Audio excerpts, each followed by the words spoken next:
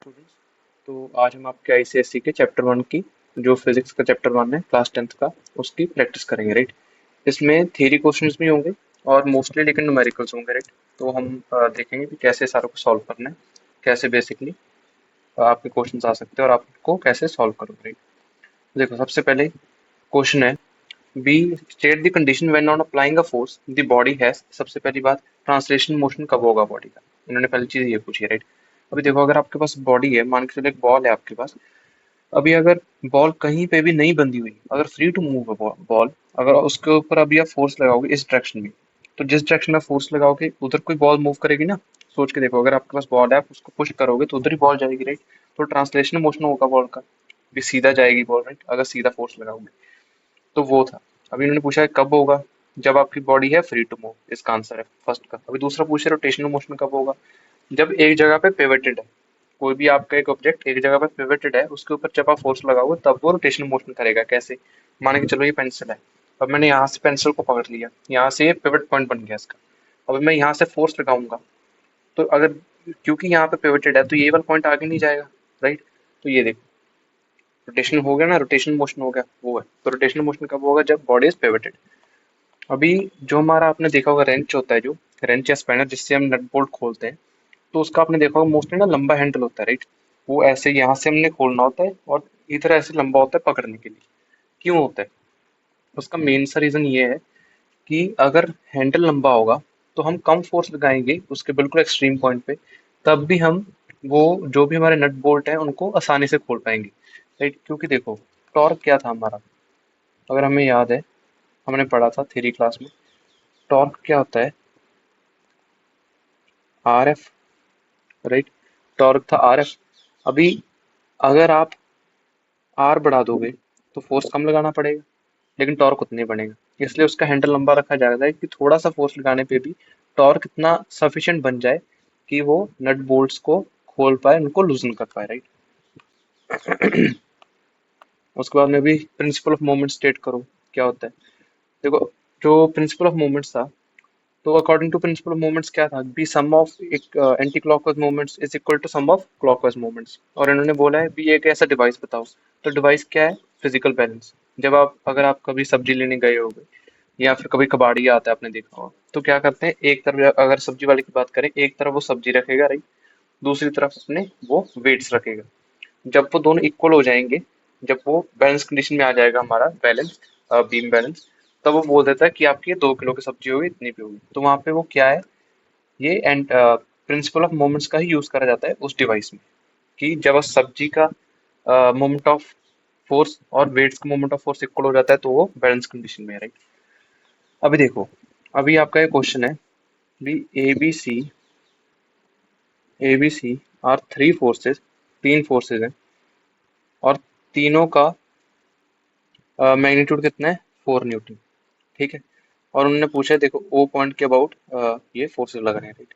और उन्होंने पूछा which force has the least moment of moment about O. Moment क्या होता था, टॉर्क, वही तो होता था। ये क्या होता है, आर एफ, राइट, हमने पढ़ा था। और अभी देखो, अगर तीनों का एफ है जो, और तीनों के लिए एफ आपका कितना है, 4 न्यूटन, राइट। अभी तीनों के लिए एफ उतना है, तो जिसका आर कम होगा उसका टॉर्क कम होगा, राइट। तो इनमें से आर सबसे कम किसका है, सी वाले का, है ना। तो फर्स्ट का आंसर क्या हो जाएगा, सी। और रीजन क्या है भी, उसका आर कम है, राइट। ये आ गया सी।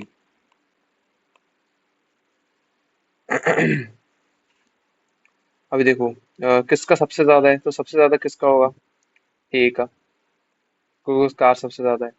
बाद में name the forces producing clockwise और एंटी क्लॉकवाइज। तो सबसे पहले क्लॉक की बात करते हैं। क्लॉकवाइज कौन से फोर्स कर रहे हैं, जो सी है आपका, यहाँ पे पॉइंट ओ, सी इधर है, तो सी इसको ऐसे घुमाना चाह रहा है, देख रहे हो ना, ऐसे घुमा रहा है। तो सी अगर ऐसे घुमा रहा है तो ये वाली चीज क्या होती है, एंटी क्लॉक। और एंटी, तो इसमें आ जाएगा आपका सी। बी किधर है, बी इधर है, तो बी ऐसा घुमाना चाह रहा है, ऐसा, तो ये क्या होगा, क्लॉक। ए की तरह ए इधर है तो ए किधर घुमाना चाह रहा है, ऐसा, राइट। तो ए भी है क्लॉक। अब इन्होंने पूछा what is the resultant torque about point O. तो देखो अ, ये हम कैसे करेंगे,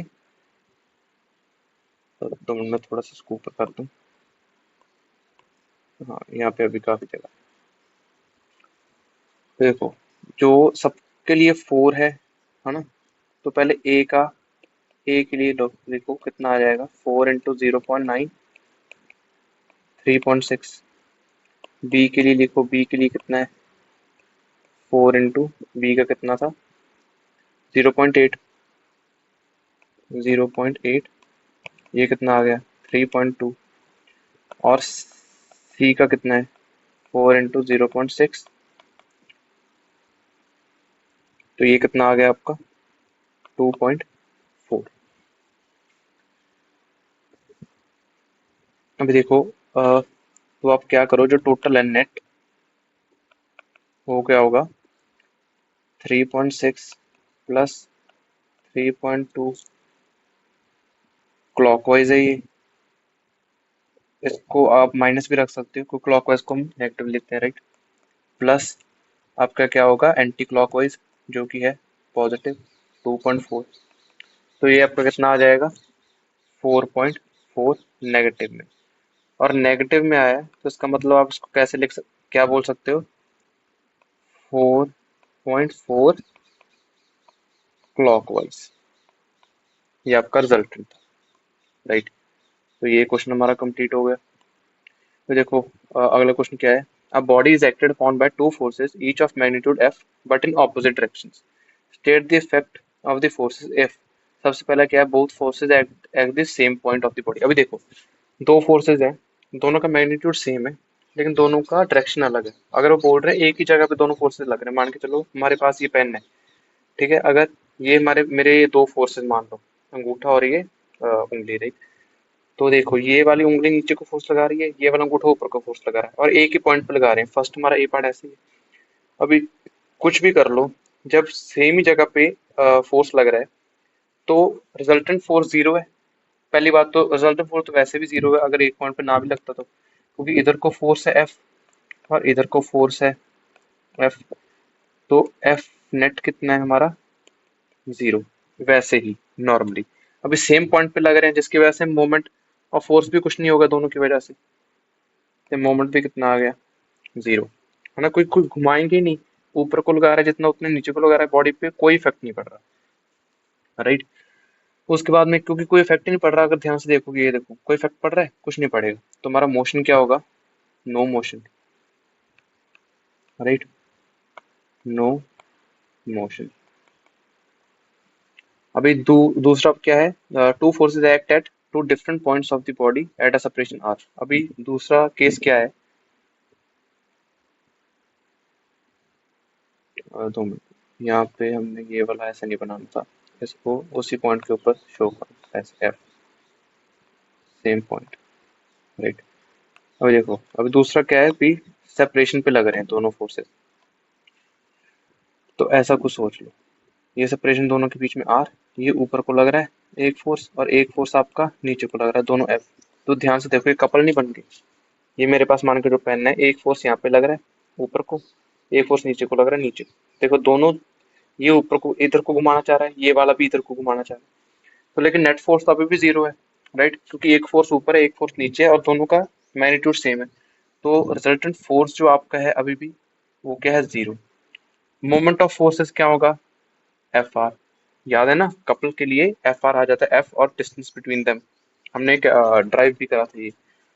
और अभी देखो forces tend to rotate the body about the mid point between the two forces, है ना, ऐसे ही होगा। तो इफेक्ट ये हो जाएगा इसकी वजह से। अभी देखो अगला क्वेश्चन क्या है, a wheel of diameter 2 metre is shown in the figure with an axle at O. मतलब ओ पॉइंट की पे वो ओ पॉइंट के अबाउट घूमेगा, राइट।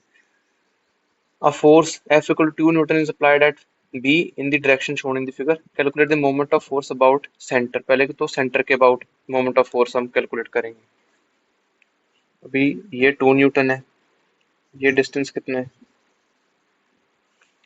ये डिस्टेंस कितना है, 2 मीटर, नहीं सॉरी 1 मीटर का, तो डायमीटर आपका है, आपका डायमीटर कितने का है 2 मीटर का, तो आपका ये कितना हो जाएगा 1 मीटर, राइट, 1 मीटर। तो अभी देखो सबसे पहला है इसके अबाउट, तो ये क्या होगा, टी क्या होता है आर एफ, तो अगर देखा जाए तो ये कितना आ जाएगा, आर कितना है आपका 1 और एफ कितना है आपका 2, तो ये कितना आ गया 2 न्यूटन मीटर। और इधर को लग रहा है तो व्हील को ऐसा घुमाएगा, तो ये क्या है क्लॉक।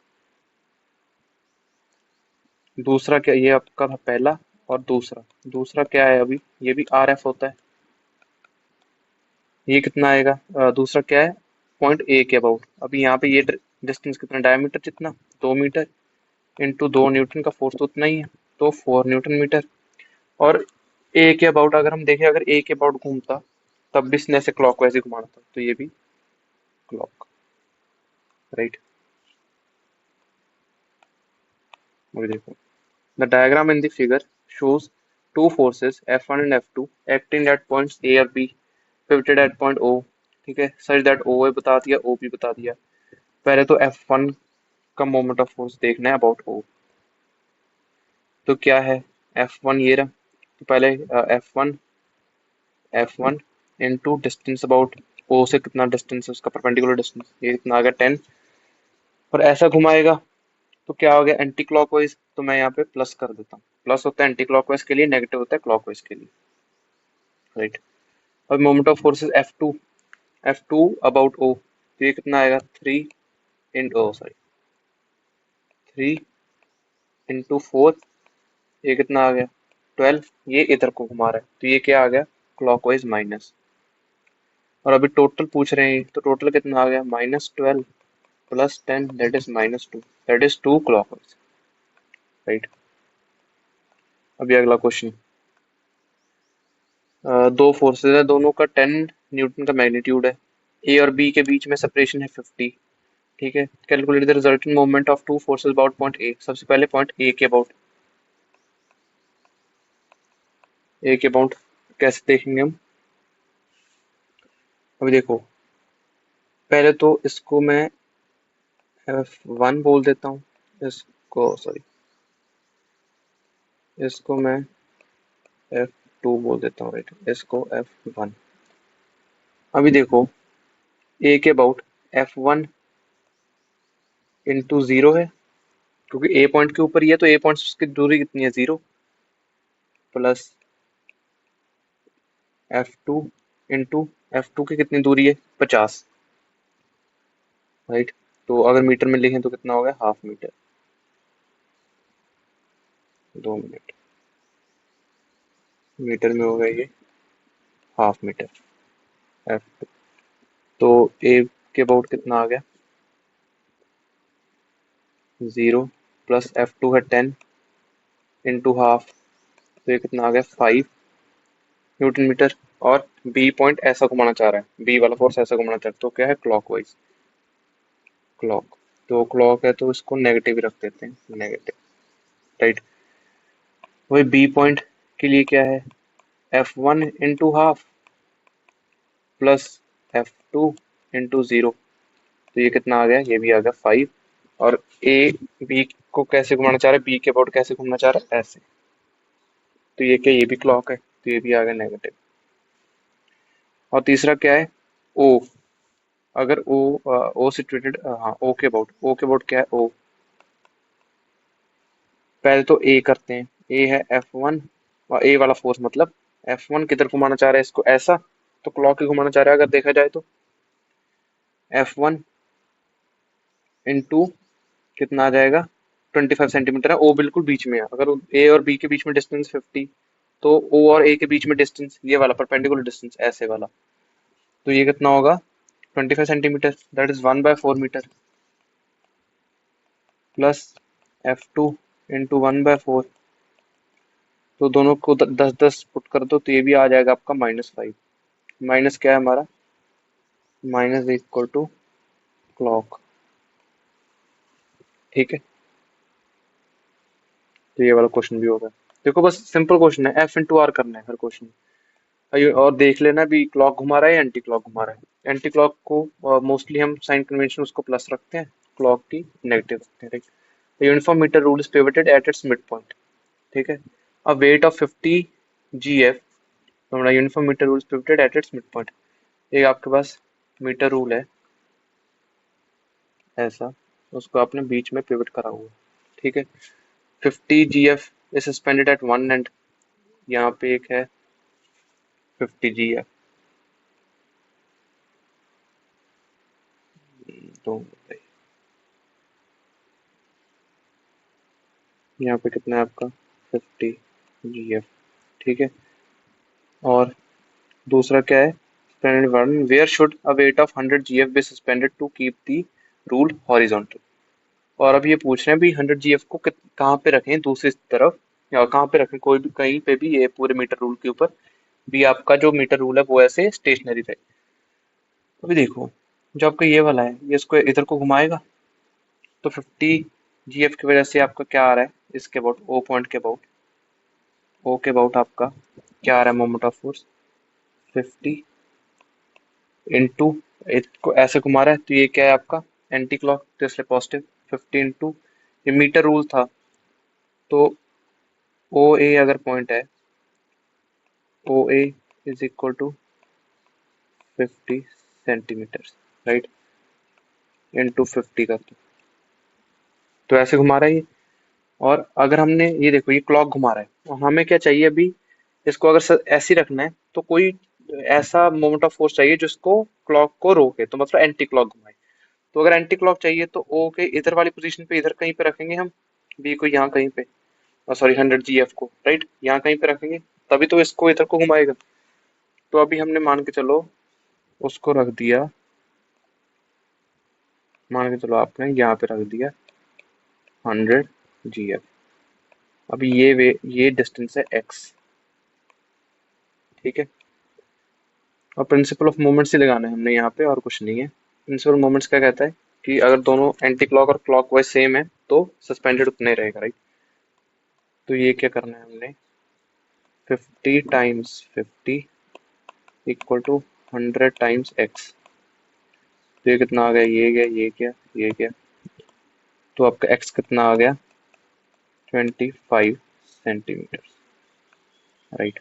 बस 25 सेंटीमीटर आपने दूसरे तरफ रखना है, तो यहाँ पे जो आपका x है ये कितना आ गया 25 सेंटीमीटर, राइट। तो देखो अगला question, the diagram below shows a uniform bar supported at the middle point O, a weight of 40 GF is placed at a distance 40 centimeter to the left of the point O, ठीक है। How can you balance the bar with a weight of 80 GF, with a weight of 80 GF। अब ये देखो balance the bar, हाँ ठीक है।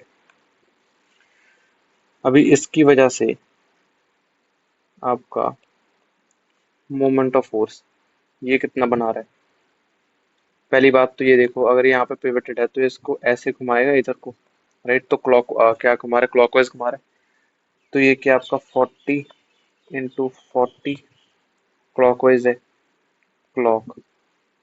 और अभी अपने 80 रखना है तो आप 80 यहाँ कहीं पे रखोगे, राइट, इधर वाली कहीं पे डायरेक्शन पे रखो ताकि वो एंटी क्लॉक घुमाए। तो मान के चलो आपने उसको रखा एक्स डिस्टेंस पे आपने रख दिया कहीं पे भी 80, ठीक है। तो अभी हमें क्या होगा, उसके वजह से आएगा anti clock 40 into 40 equal to 80 into x, 220, तो एक्स आपका कितना आ गया 20 सेंटीमीटर दूसरी तरफ, राइट।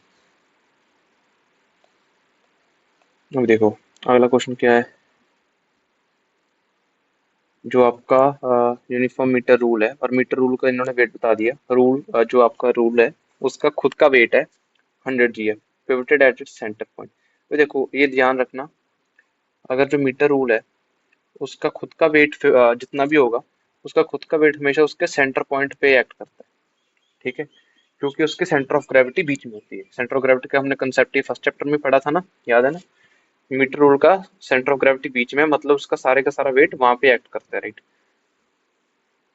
अभी टू वेट्स इतने इतना उन्होंने रख दिए ए और बी पे, ठीक है। टोटल एंटी क्लॉकवाइज मोमेंट बताना है सबसे पहले तो ये देखो, ये डायग्राम में क्या है, आपका जो 100 GF है इसका, ये यहाँ पे ही एक्ट कर रहा है, तो ओ के अबाउट ही वो एक्ट कर रहा है, राइट।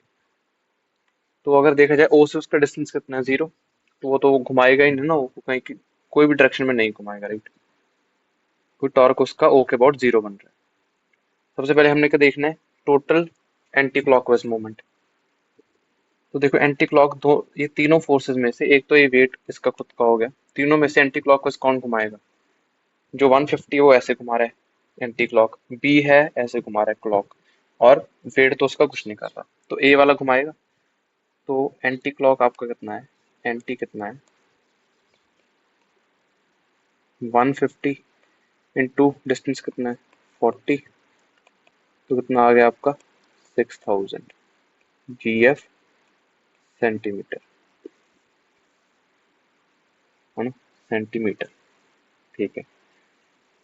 अभी दूसरा क्वेश्चन क्या है, क्लॉकवाइज मूवमेंट बताओ। क्लॉकवाइज आपका सिर्फ बी वाला कर रहा है ना, दिख रहा है ना, सिर्फ बी वाला क्लॉकवाइज कर रहा है, तो ये कितना कर रहा है, 250 into 20, that is 5000 GF centimetre, ठीक है। तीसरा क्या है, डिफरेंस क्लॉक और एंटी क्लॉक का, ये आपका था क्या था, क्लॉक, तो डिफरेंस क्या कितना है हमारा, 1000 GF सेंटीमीटर, किधर को, एंटी क्लॉक, एंटी, ठीक है। फोर्थ का distance from O where 100 GF weight should be placed to balance the metre. अभी देखो डिफरेंस आपका एंटी में आ रहा है, राइट, एंटी क्लॉक में आ रहा है 100 GF का, तो इसका मतलब अभी वो अभी वाले डायरेक्शन में जो आपका मीटर रूल है वो किधर घूमना चाह रहा है, एंटी क्लॉक में, तो ऐसा घूमना चाह रहा है। तो अगर आपने अभी वो पूछते हैं 100 GF को कहीं पे वेट को प्लेस करो, ताकि जो वो आपका जो ये बैलेंस है वो कहीं पे ऐसे घूमे ना, स्टिफ हो जाए, तो हमें क्या चाहिए, क्लॉकवाइज मूवमेंट को घुमाने के लिए, राइट, इधर को, तो हम किधर रखेंगे, बी वाले साइड में रखेंगे, राइट। तो कितना चाहिए हमें, 100 हमने रखना है, तो ये देखो, तो आपको क्या चाहिए, वो मान के लो एक्स डिस्टेंस पे है, तो 1000 एंटी क्लॉक इक्वल टू 100, ये क्या है, anti, equal to 100 into x, ये क्या है आपका क्लॉक, ये क्या, तो आपका एक्स कितना आ गया, 10 सेंटीमीटर, ठीक है। तो आपका ऐसे था, तो यहाँ पे 100 आपका आ जाएगा, ठीक है। देखो, a uniform meter rule of weight 10 GF is pivoted at its zero mark. What moment of force depresses the rule?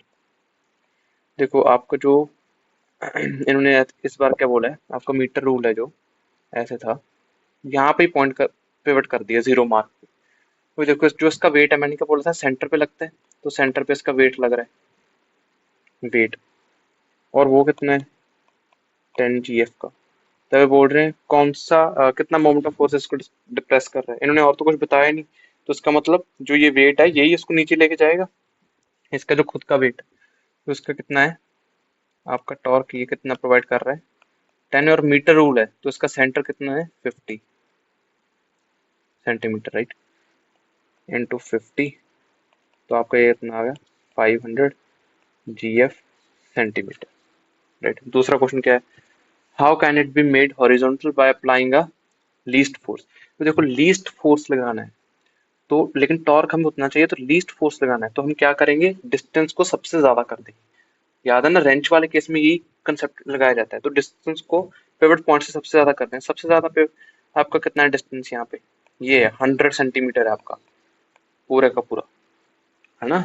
अगर लीस्ट फोर्स लगाना है तो सबसे जो दूर डिस्टेंस होगा वहां पे फोर्स लगाएंगे 100 सेंटीमीटर, तो कितना लगाओगे आप, ये आपको किधर लेके जा रहा है ऐसा, तो ये क्लॉकवाइज घुमा रहा है और हमें चाहिए एंटी क्लॉकवाइज, तो आप ऊपर को लगाओगे, तो आप कैसे लगाओगे, तो आप कितना लगाओगे, पहली बात तो 100 सेंटीमीटर पे लगाओगे, फोर्स आपको पता नहीं, एफ इक्वल टू कितना होना चाहिए, 500, तो आपका एफ कितना आएगा, एफ आना चाहिए आपका 5 GF का, ठीक है। और आप पिक कहाँ पे लगाओगे, ये आपका रूल है, यहाँ पे पिवटेड है, बीच में सर, उसका बीच में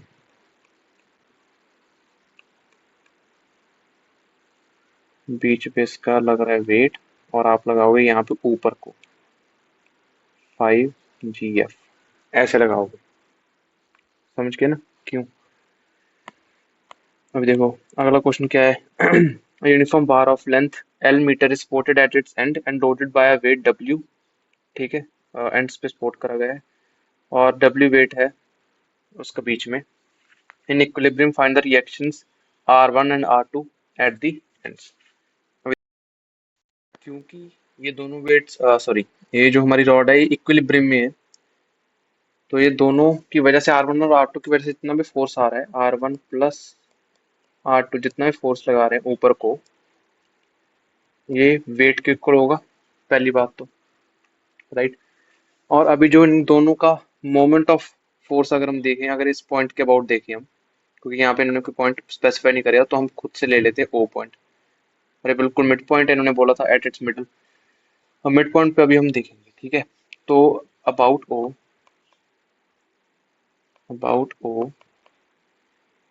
R1 इंटू L/2 प्लस नहीं इक्वल टू कर देते हैं, क्योंकि R1 आपके इधर को घुमा रहा है, R1 किधर घुमा रहा है, इधर, तो क्या हो रहा है R1 का, ऐसे घुमाएगा तो clockwise, equal to R2 into L/2, है ना। तो यहाँ से क्या पता चला, R1 is equal to R2, R1 equal to R2, therefore R1 equal to R2 equal to W/2, क्योंकि R1 प्लस R2 W और R1 इक्वल टू R2 है, राइट। तो यहाँ से हमारा ये चीज भी आ गई। तो देखो अगला क्वेश्चन क्या है, shows figure shows a uniform meter rule AB pivoted at its point A पे pivot कर दिया, ठीक है, at the zero mark and supported at the other end by spring balance when a weight of 40 G is suspended at its 40 centimeter mark.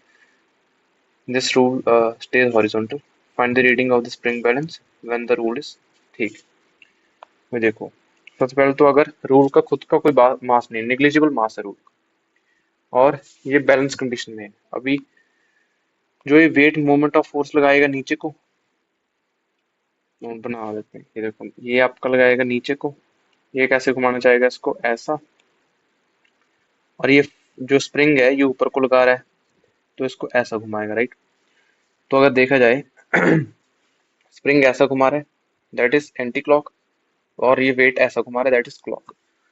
तो 40 × 40 centimetre equal to spring आपका कितना है, spring का F ले लो, इंटू 100 सेंटीमीटर, राइट। 100 गया, तो आपका spring की वजह से कितना आ गया, 16 न्यूटन, राइट। तो आपका स्प्रिंग कितना लगा रहा है, find the reading of the spring balance, तो स्प्रिंग आपका कितना लगाएगा, 16 न्यूटन का फोर्स लगा रहा है। तो आपका मतलब अगर देखा जाए तो स्प्रिंग कितना क्या हो रहा है, 16 kgf का शो करेगा वो, 16 kgf, राइट। अभी दूसरा क्या है, भी रूल का खुद का मास है, अभी रूल का खुद का मास है, तो यहाँ पे क्या होगा, देखो ऐसा है, यहाँ पे 40 सेंटीमीटर, है ना, यहाँ पे आपका कितना था 40, और रूल का खुद का मास है 50 सेंटीमीटर पे। अभी मैंने बोला था ना भी 50 बीच में लगता है आपका हमेशा, जो खुद का वेट होता है उसका, सॉरी, अच्छा हाँ, 2 मिनट, हम ऊपर एक चीज करना भूल गए, हमने ऊपर वाले में एक चीज गलत कर ली, अभी उसको करेक्ट करते हैं, 2 मिनट। ये देखो यहाँ पे मैंने क्या 40 × 40 कर दिया, हम kgf में लेना चाह रहे हैं, तो सेंटीमीटर को पहले मीटर में करेंगे, तो क्या होगा, ये देखो 40 × 40/100 मीटर, राइट। तो दूसरी तरफ क्या आएगा आपका, F इंटू 1 मीटर, 100 सेंटीमीटर 1 होता है, तो ये क्या, और आपका F कितना आ गया, मतलब एट द एंड तो सेम ही आंसर आएगा, क्योंकि दोनों तरफ से सेंटीमीटर कट हो जाता है, राइट। लेकिन तब भी kgf। सॉरी, अभी देखो उसके पास खुद का वेट है, तो यहाँ पे क्या होगा, आपके पास ऐसे है रूलर, ये है 40 सेंटीमीटर का मार्क। 2 मिनट यार, ये ना थोड़ा सा हमारी जो पेंसिल है ना, इसमें थोड़ी सी दिक्कत है, ये अच्छे से वर्क नहीं करती। ये देखो, ये 40 सेंटीमीटर का मार्क है हमारा, और वेट इसका कहाँ पे लगेगा, 50 पे, खुद का वेट। ये इस बार कितना है, 20 का। और यहाँ पे अब हमारा स्प्रिंग जो ऊपर को लगाएगा, अभी ये दोनों वेट्स इसको नीचे को ऐसे घुमा रहे हैं, ऐसे ऐसे, इसका खुद का वेट और जो 40 है, और स्प्रिंग वाला ऊपर लगा रहा है। तो क्या हो रहा है इस बार, 40 इंटू 40/100 प्लस इसका खुद का कितना, 20 इंटू 20/100, राइट। सॉरी, 20/100 नहीं, कितना आएगा आपका, 50/100 आएगा। इसको दो मिनट मैं कर देता हूँ। तो ये आपका कितना आएगा, 50/100, और उधर कितना है आपका, f/1, है ना, f/1, ये गया ये गया ये गया ये गया,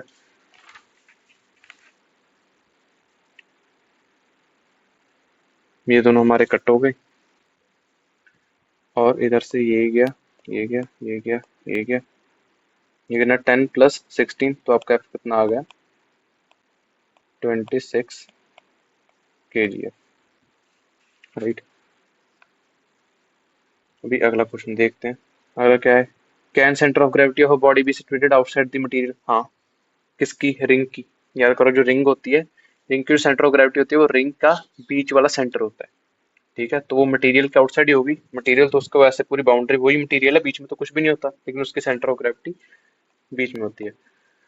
अब state factor on which the position of the centre of gravity of a body depend, किस पे डिपेंड करती है, शेप के ऊपर डिपेंड करती है हमेशा। जबकि सेंटर ऑफ ग्रेविटी है ना, अभी देखो मान के चलो, अगर मेरी पेंसिल क्ले की होती, और अभी मैंने क्ले को ऐसे पेंसिल की फॉर्म दी हुई है, तो ये एक रॉड का फॉर्म होगा, काइंड ऑफ एक रॉड होगी।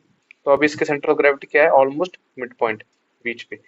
और अभी अगर, क्योंकि ये क्ले है, अगर मैं इसको अभी डीफॉर्म कर दूं, और इसको ऐसे एक, मान के चलो, डिस्क बना दूं, तो डिस्क का सेंटर ऑफ ग्रेविटी क्या होता है, उसका बीच वाला पॉइंट, राइट। तो यही हमने यहाँ पे इसमें ये वाला पॉइंट में लिखा हुआ है, ठीक है। अगला क्या है, with reference to direction of action, how does the centripetal force differ from a centrifugal force. दोनों याद करो, सेंट्रीपिटल और सेंट्रीफ्यूगल क्या है, दोनों की डायरेक्शन ऑपोजिट है। जो आपका, यार ये पेंसिल 2 मिनट, जो आपका सेंट्रीपिटल फोर्स है, सेंट्रीपिटल मतलब पिट, पिट क्या होता है हमारा, जैसे पिट क्या होता है, ऐसा खड्डा। तो सेंट्रीपिटल को आप याद रखते हो, पिट क्या होता है, पिट के हम अंदर को जाएंगे तो सेंट्रीपिटल होता है अंदर को, सेंट्रीफ्यूगल है बाहर को। तो दोनों की डायरेक्शन ऑपोजिट है, राइट। दूसरा क्या है, centrifugal force the force of reaction of centripetal force, नहीं, वो फोर्स ऑफ रिएक्शन नहीं होता, ये याद रखना, नहीं। क्यों नहीं होता, क्योंकि कभी भी आपका वो जो फोर्स ऑफ रिएक्शन है, वो दोनों फोर्सेस, फोर्स और फोर्स ऑफ रिएक्शन, दोनों फोर्सेस एक ही बॉडी के ऊपर कभी भी एक्ट नहीं करेंगे, राइट। कभी भी फोर्स और फोर्स ऑफ रिएक्शन एक बॉडी के ऊपर एक्ट नहीं करते, दोनों अलग अलग बॉडीज के ऊपर एक्ट कर रहे हैं, दो अलग अलग सर्फेसिस के ऊपर एक्ट करते हैं। यहाँ पे लेकिन क्या हो रहा है, सेंट्रीपिटल हमारा अंदर को लग रहा है, सेंट्रीफ्यूगल बाहर को लग रहा है, तो एक ही बॉडी के ऊपर आ गए एक हिसाब से, तो नहीं, राइट। तो तीसरा क्या है, compare the magnitudes of centripetal and centrifugal, वो हमने आपको थ्योरी में बताया था, जितना सेंट्रीपिटल उतना ही सेंट्रीफ्यूगल, बस दोनों की डायरेक्शन ऑपोजिट है, तो 1:1। अभी देखो, a small payable tied at one end of a string is placed near the small pebble tied at one end of a string is placed near the periphery of a circular disc at the center of which the other end of the string is tied, ठीक है। The disc is rotating about an axis passing through its center. What will be your observation when you are standing outside the disc? तो यहाँ पे हो क्या रहा है, small pebble tied at one end of a string is placed near the periphery of a circular। अभी देखो, आपके एक कैसी डिस्क है, इसका एक सेंटर है, और एक पेबल ले लिया हमने,